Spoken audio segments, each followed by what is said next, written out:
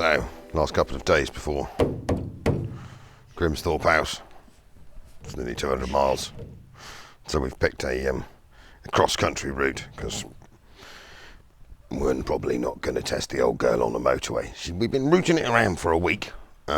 We have some issues, mainly cooling system, hence the third-degree burns, which are now peeling marvellously. My own stupid fault. I know better. And I did do it on a Sunday morning outside my house after I'd left it ticking over for 5 minutes. Stupid. But I think I may have got to the bottom of that. So we're going to bolt a couple of bits extra on and see if that cures that. Structurally, brakes, bearings, we're fine. Clutch is being a bit funky, but I think we can nurse that on. Lights we have. The other changes we've had, as you will notice, it is only me here. That dear old Fudge has gone off with a bad back again. He was hobbling last week. So basically, he won't sit in the car for 5 hours to go to this. I can understand. So Simon, the recovery man, has taken his place. So if you're coming to meet the pair of us, I'm very sorry it will only be me. But also you get to meet Simon. He's a good lad. And me, Mrs. D and Simon. Hopefully Simon is backup driver because we're taking this and a 4-wheel drive Kangoolie. And the plan is to scooch cross country at a sensible speed so that we don't have to try motorways. Not that I don't think it's the temperature thing, because if it overheats on a motorway, I've got problems on the road. We can pull over. So it's the last few things today. The glove box doesn't close, which is immensely annoying, so we're going to sort that. I've got a couple more seat bolts and some spacers to put in.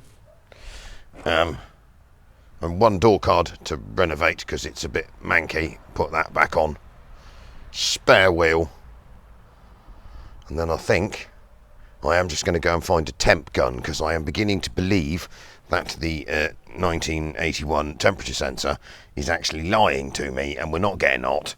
We are perfectly fine. So if I try the little radar temp gun thingy, whatever it is, that might... And I've got to find a gear knob because the gear knob, she has died. We do have it, but I don't think I'm going to have a go at saving it, but I may have to invent something because at the moment I've got a bit of tube and nothing else. Quality. So, and also the other point is, so like the normal Sunday thing may be late because obviously we're going to do this weekend. So we're up Friday, all going well. The Festival of the Unexceptional Saturday, and then obviously we've got to try and get back again because it's another 200 miles on Sunday.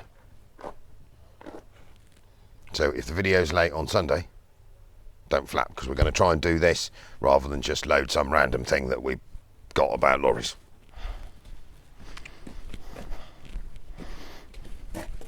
Right, so as you will be able to see, we are still suffering the overheating problems.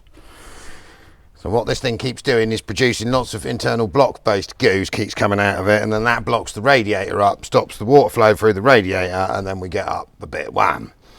So we're going to go for third attempt of steaming the death out of the engine block, trying to get it out, steaming the death out of that radiator, and if that doesn't work, I'm going to put a very large radiator out of a lorry in it, all the way across here, give it 3 times the cooling and see if that sorts it, because it's definitely not a head gasket and the thermostat is functioning perfectly, so it is purely water flow every time. Here goes.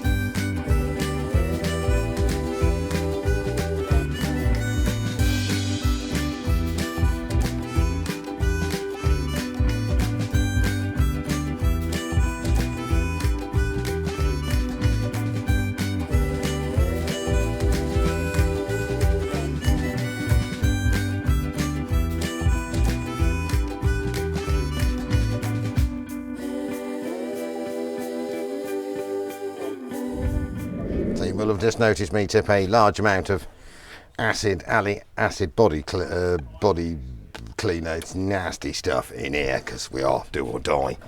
So that's cleaned an awfully large amount of gack out of here. We've had a load more gack out of the radiator. We managed to free off the thermostatic bypass hose, which was block solid. So next is to attempt having yet another go at the heater matrix, which is down hither somewhere. See what we can get come out. £3,000 per square inch, that'll cure it, won't it? I'm going to end up wearing all of that. Ooh.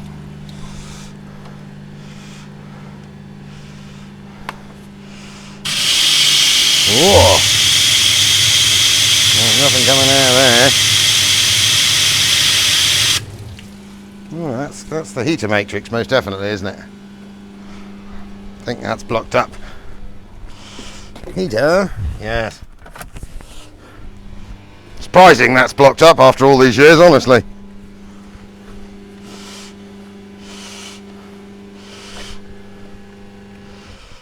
What is not a nice thing to do to a vehicle? Losing everything.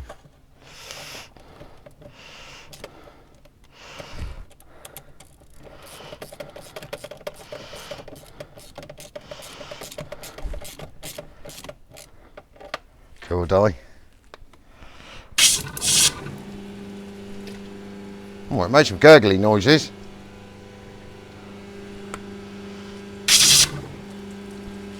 Oh yeah, brown goo.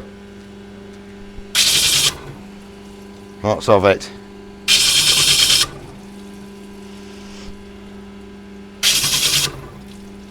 I think that's a bit blocked.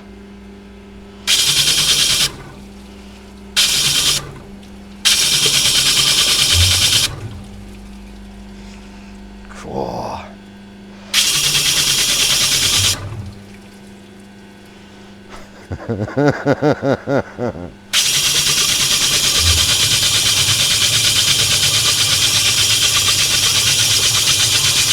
Oh, it's not a nice thing to do to a vehicle. Where's the other heater matrix pipe? That's one there, isn't it? That one. Yeah. I'll be able to get the other side of it in a minute.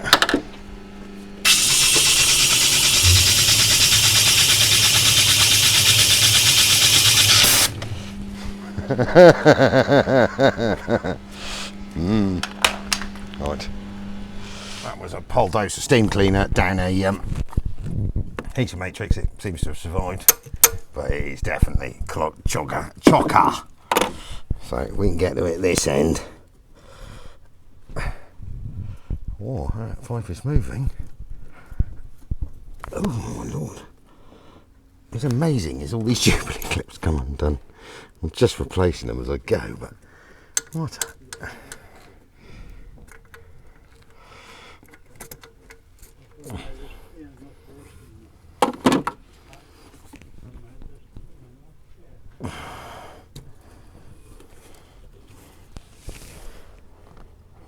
It's not, that's that. So where's the other?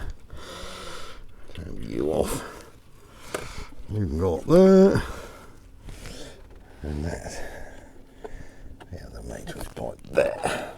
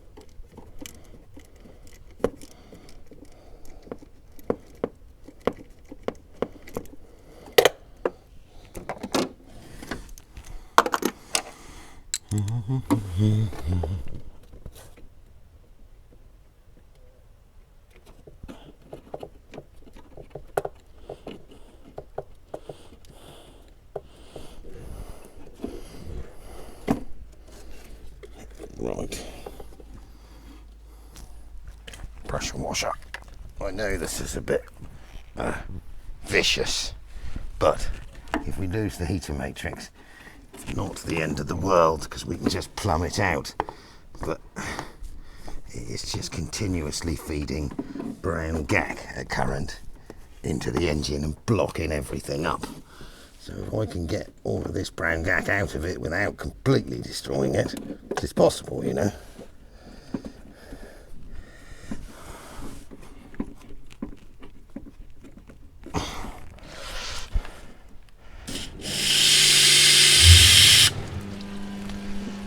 We've got stuff coming out of that end of it. Oh yeah!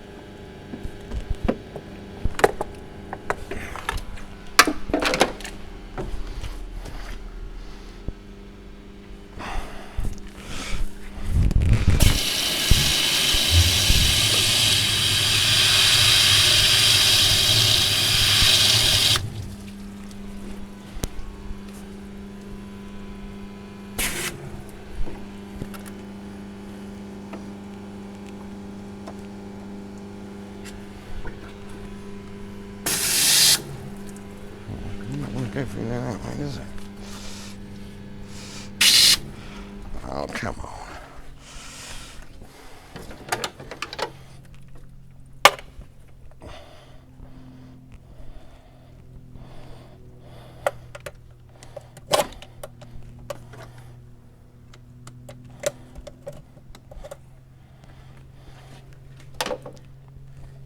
Right. And we get in there. Stick. Excuse the wobbly camera. This up the arse of that. Probably. What about in through there? What are we looking like? Oh yeah, go over there a bit, that in there. Give that a good push out. The electrics are going to be soaked.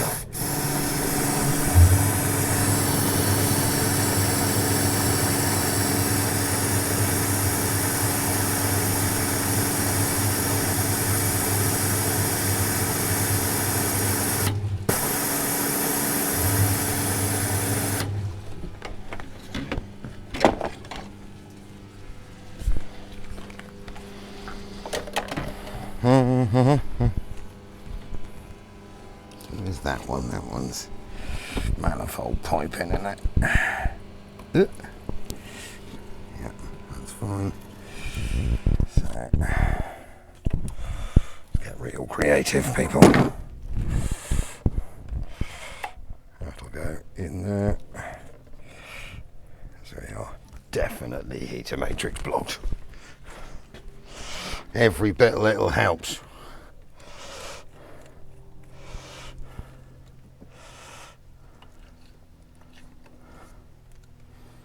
Because obviously your heater matrix is like a little radiator inside the car that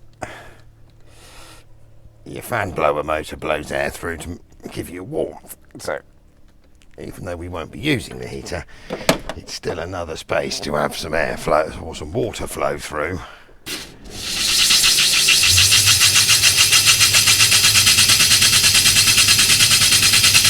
Might as well have it working.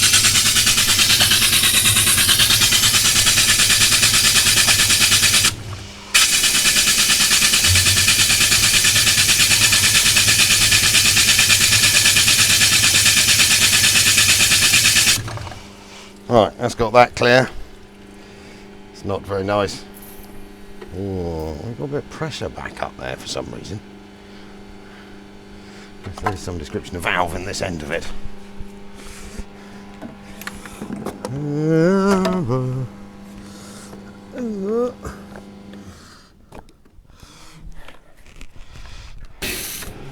blimey.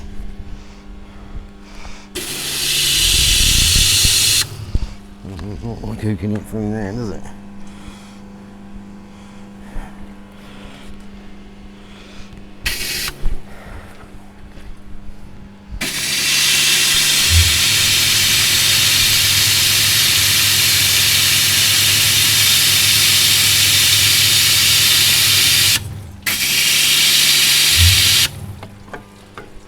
Wave the heater valve around.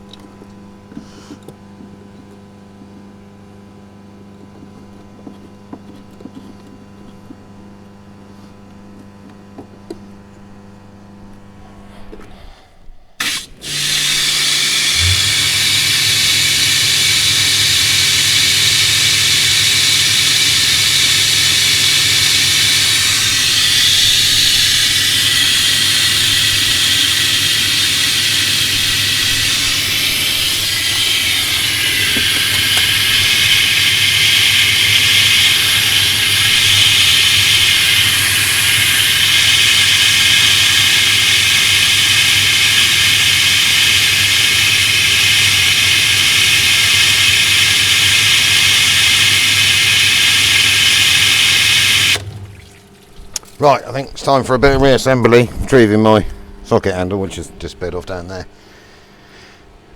Coolants, try it again.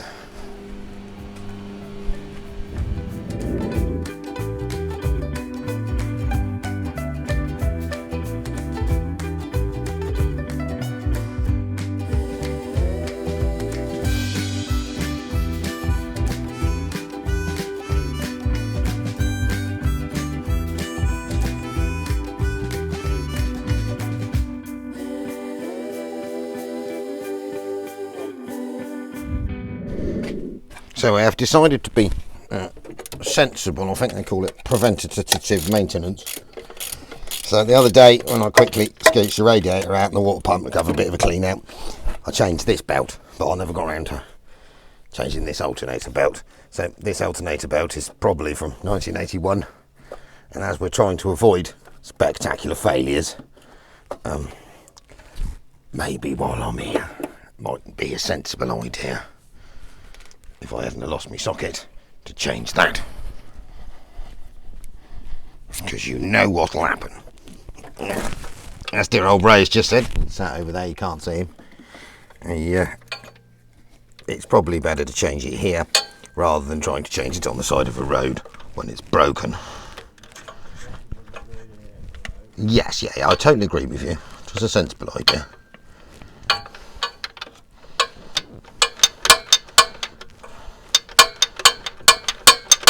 Go and get a shorter socket.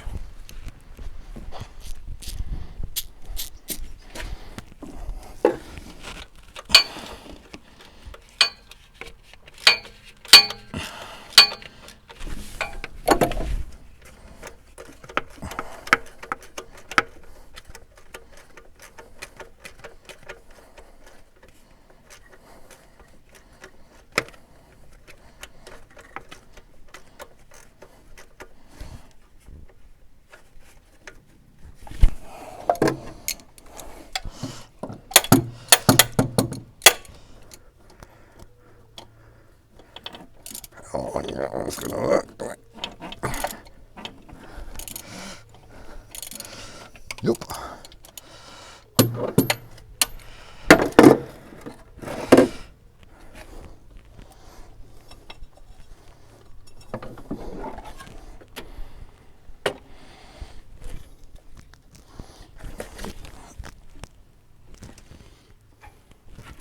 Out of a pile of top quality new old stock Bosch belts that someone gave me the other day that I didn't really want, I'm quite glad I took now, we found the world's shortest alternator belt that appears to be run on, because there is no way of adjusting it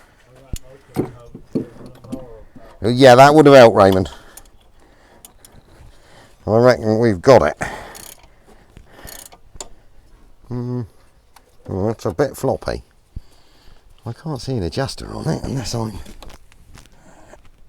Oh, maybe that's an adjuster.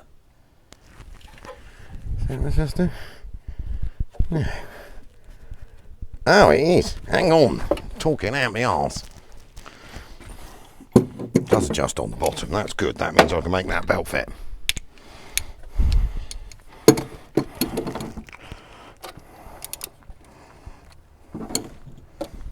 17mm socket. Just for everyone, Simon is stood there. I'm not actually talking to myself. He stood behind the camera and nodding at me. So when it looks like I'm completely crazy, we've got Raymond, who comes around on his mobility scooter for a cup of tea and a chat, sat just there. And then Simon hiding off camera, sat just there. Yeah, so there you are. Look, that's Raymond. That's wave to the world, Raymond. How old are you? You're 80, aren't you? Just turned? Tired lorry driver and a tractorist. And then obviously we all know Simon the recovery man, so I'm not completely bonkers. And look at the state of my arm on camera. That's horrible, isn't it? Well, back over here. There's only room in front of the camera for one person. Only room for, yeah, well, there's normally two of us. You can have a radio microphone if you want it. You can save that for the weekend when you make all the nice people.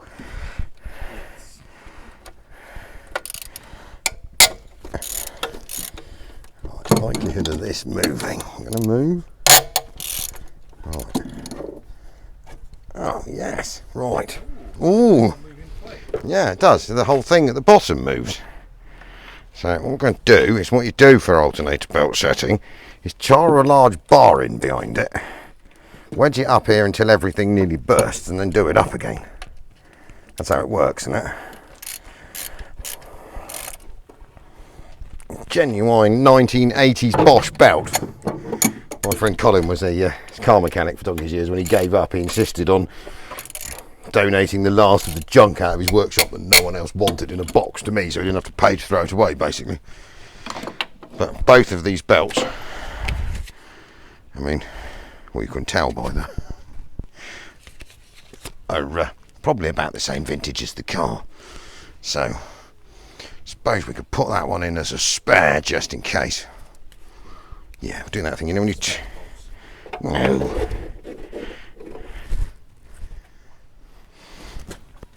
Right, so after a super clean out, lots of alley truck bed cleaning acid through the radiator, do or die, we need to get this back in there, and then all these pipes back on, and not drop those stupid things that hold it on that go in the chassis that I've dropped 3 times and takes you half an hour to fish back out again. Need to get rid of that over there. Mechanics is more complicated than you think for, you know, people.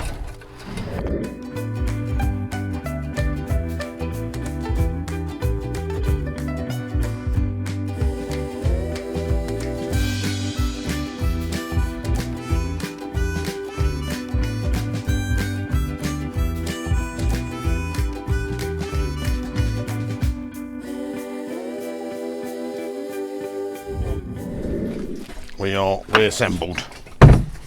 So, coolant.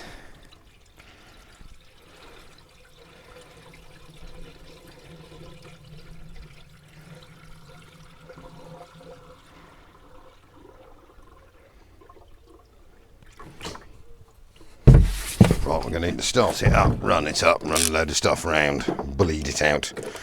The rest of these tools a minute. I'll get on and do that.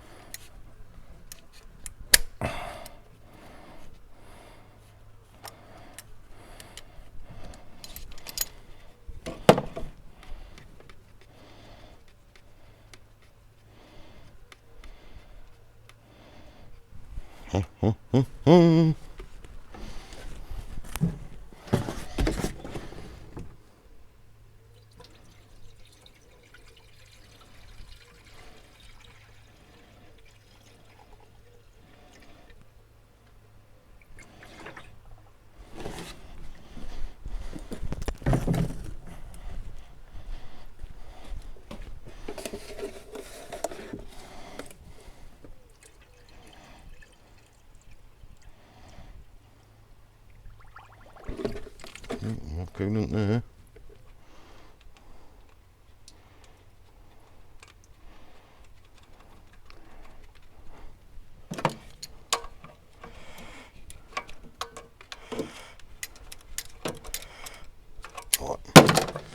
Warming it up.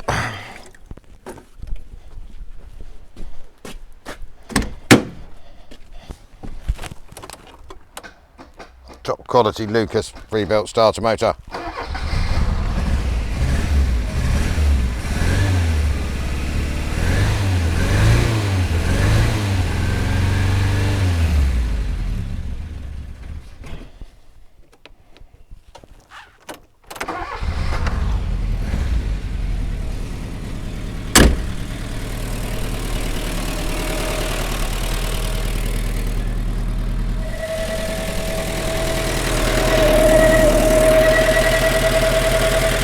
Carburetor, it's definitely carburetor, that noise.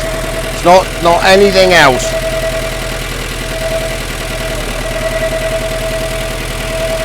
Cannot be anything else. Change everything else.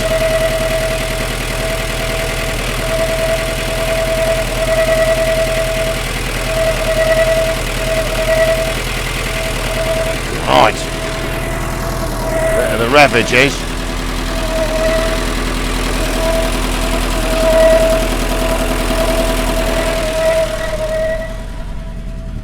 See what happens.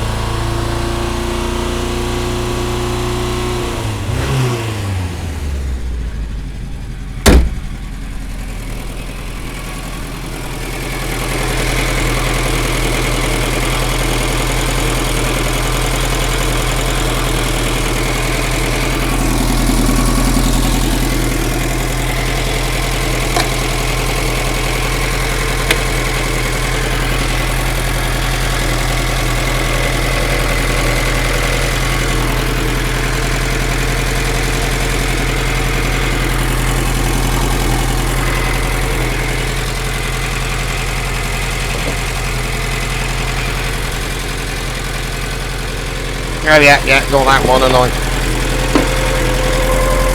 little link pipe that goes to that there.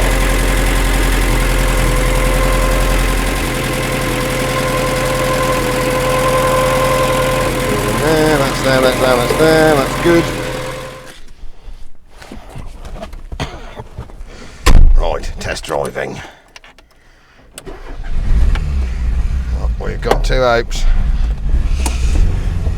I've added a gear knob as well for poshness.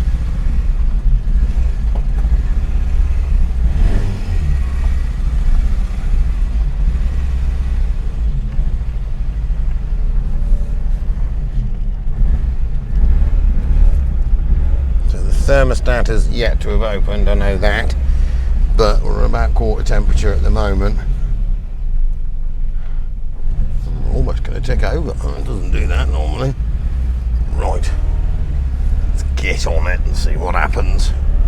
You know, when it normally overheats.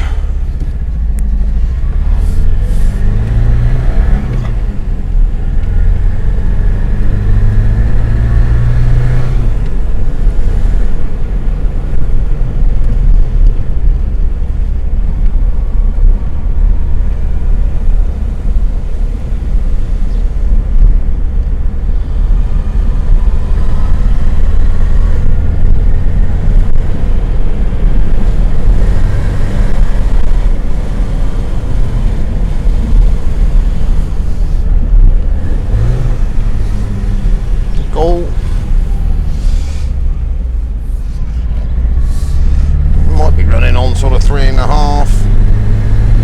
Yes, we are definitely running on 3.5 cylinders. We're going to come in on 4.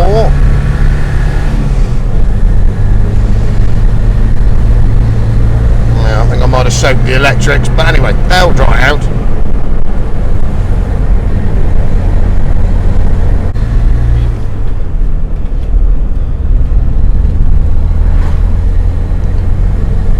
Temperature is much better. I think we are definitely on 3. 2.5, 4, possibly 3, possibly 4. Right, to fill the spark plug hole up with water.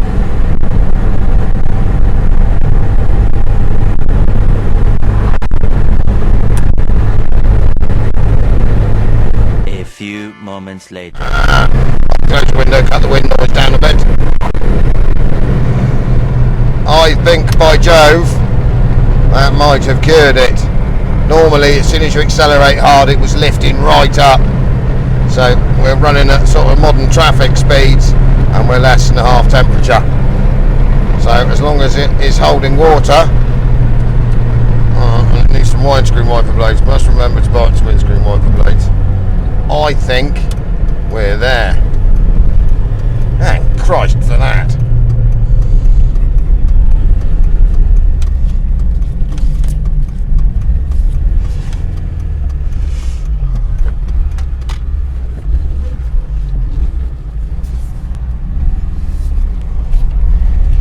Yeah, that's better than it's ever been.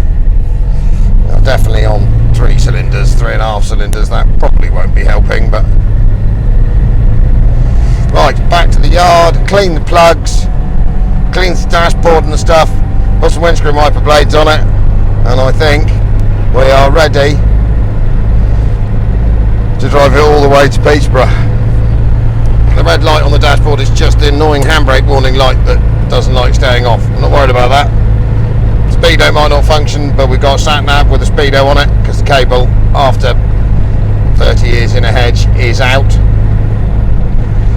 And the rev counter is dead, the fuel gauge is dead, but oil light, coolant overheat, temperature sensor all function, windscreen wipers all work. We've even got windscreen squirties, we have a horn, we have indicators, and we have all the lights. And as you well know, we might look like we've been blown up, but body structure wise, we're actually there.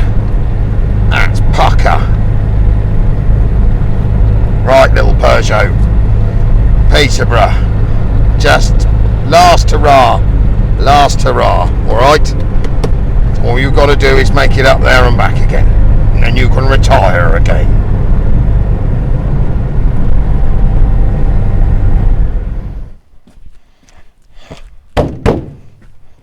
Fixed.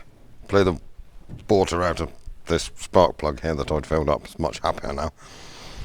So that would appear to be a working cooling system finally. So that's a massive worry. So we will see you lot Saturday, Festival of the Unexceptional, with a collection of exciting and interesting vehicles. We have come up with another cunning plan that might involve bringing a Peugeot 404 pickup truck, but we haven't made our mind up, so it'll either be this, a Kangoo, or this and a 404 pickup truck, whichever one we're feeling brave. But definitely this is going, and it's going on its own wheels until either it blows up halfway there or we get there.